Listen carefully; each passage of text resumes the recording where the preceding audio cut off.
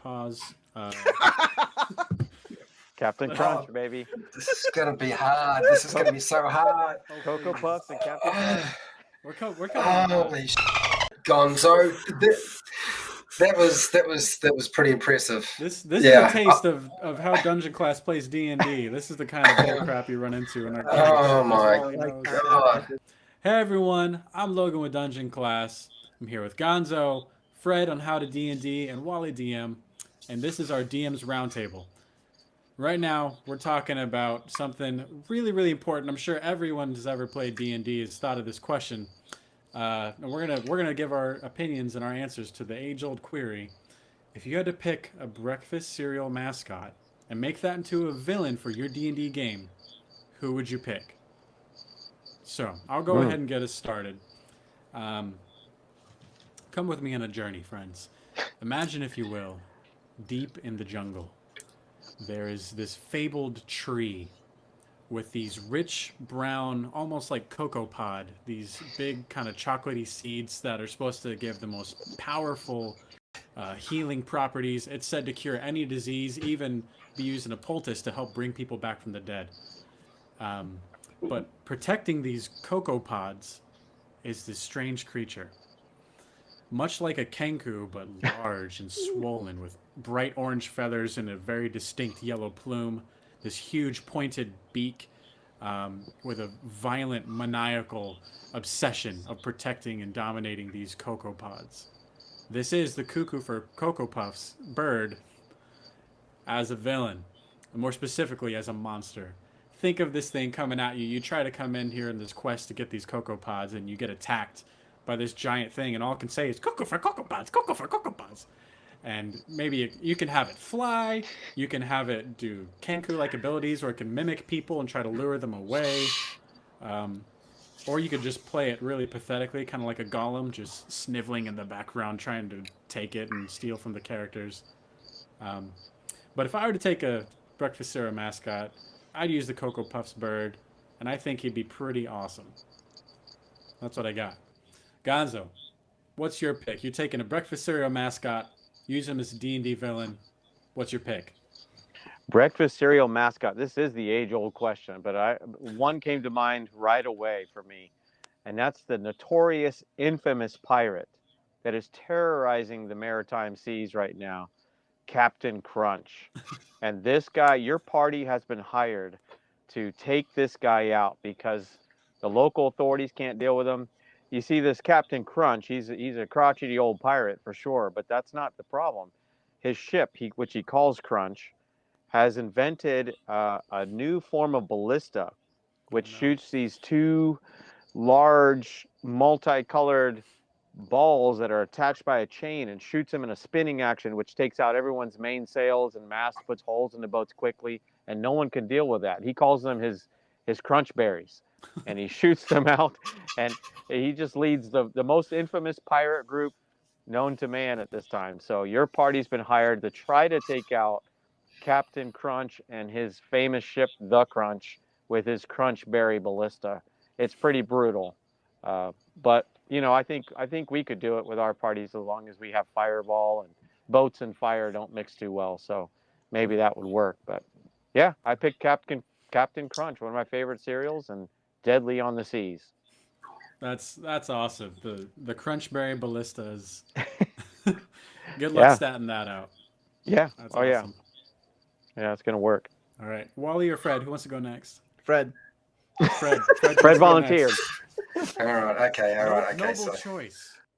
So in terms of a breakfast cereal mascot that would be a villain, this is the hardest question I've ever had to answer. It was the last question that I actually prepared, and I finally came up with Skippy the kangaroo from Cornflakes. And I thought, well, Skippy the kangaroo, I have some sort of affinity to, because Australia's close enough to me that makes sort of sense since I'm in New Zealand. And I was like, okay, so what would Skippy be up to? Well, I think that Skippy would probably want the whole world to be absolutely miserable rather than happy, because he's lost his baby kangaroo. You know, that little baby kangaroo died, and he just blames everybody else. And as a result, he's honed his skills. He's a boxer.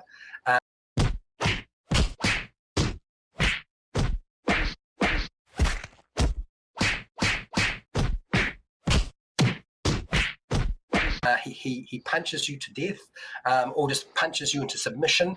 He has a stunning strike, and he can grapple you. And when he grapples you, and that's the worst one, because he's got that pouch. He can drag you and shove you into his pouch, and that pouch is in fact a bag of devouring.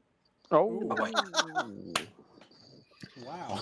Bag of devouring. Well, thank you, Fred, for turning a beloved cereal mascot into one of the most terrifying things I've ever thought of. That's awesome. I do not want to run into Skippy. Wally, tell me, you got to weaponize a breakfast cereal mascot. What'd you do? What have you done? Oh, what have I done? Yeah. All right. I love all of those choices. I really do. And as I was walking down the breakfast cereal aisle, I'm looking at all of those. All of them crossed my mind. I mean, you've got the monster cereals. You've got Count Chocula. You've got, Boo Berry, Frankenberry, stuff like that. You've got Tony the Weretiger for Frosted Flakes, which would be a really good one. Mm-hmm. But I'm going to repeat. There's one of yours that I actually picked too, and it wasn't Fred's, but it was Logan's. I did pick Sunny from Cocoa Puffs, and so my thoughts on this one is probably very similar to you, and I think you and I, Logan, could probably make a really good villain out of this if we were to work together.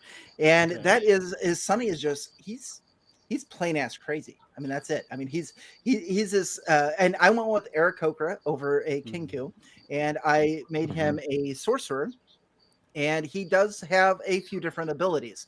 Now, he does have a weak spot, and that is for sweet rice flakes that are shaped into little balls, which would be his Cocoa Puff. So if you can maybe have those in a town before you leave, maybe a baker shop or something like that, and the DMs gives you a list of these things. Hey, would you like to take any pastries, any dry cereals with you or something like that? And then you encounter this character out in the wild. If you're lucky enough to pick up those Cocoa Puffs, those chocolate flavored little rice balls, then you're going to have an okay time.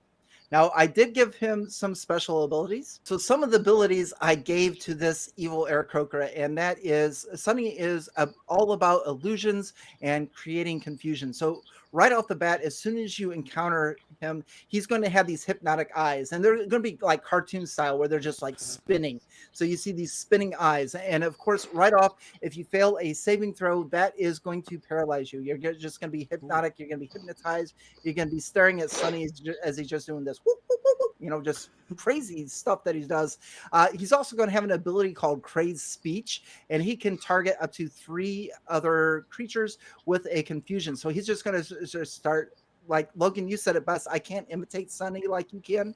You did really good at it, but he's going to be just like, this cuckoo stuff like that. And then if you fail saving throw, you're going to be confused and you're going to attack your buddies because that's what Sunny wants you to do. And then his third ability that I gave him is he's going to have a telepathic strike. And this is going to be like a juiced up vicious mockery where you're just going to hear these sounds of these cuckoo clocks and everything else in your mind. And you're going to take all kinds of psychic damage. So that is what I came up with as far as the breakfast cereal monster goes. I wish I would have planned Tony the Weretiger a little bit more, but that kind of came to me spur of the moment. So 2 votes for Sunny. Nice. And I think, Wally, if we combined our answers, you could have Sunny, your sorcerer, be the main villain, and maybe my version is like a golem just crawling around, maybe be these old corrupted adventurers he's turned into minions, and kind of play him like the underlings, and have a whole army of creatures that are cuckoo for Cocoa Puffs. That'd be awesome. I love it. Very good. Great. Right. So there you have it. Those are our choices for our breakfast cereal bad guys. Let us know in the comments below who you would pick and use as a villain in your D&D campaigns. And that's all we got for this time's round table. So until then, class dismissed.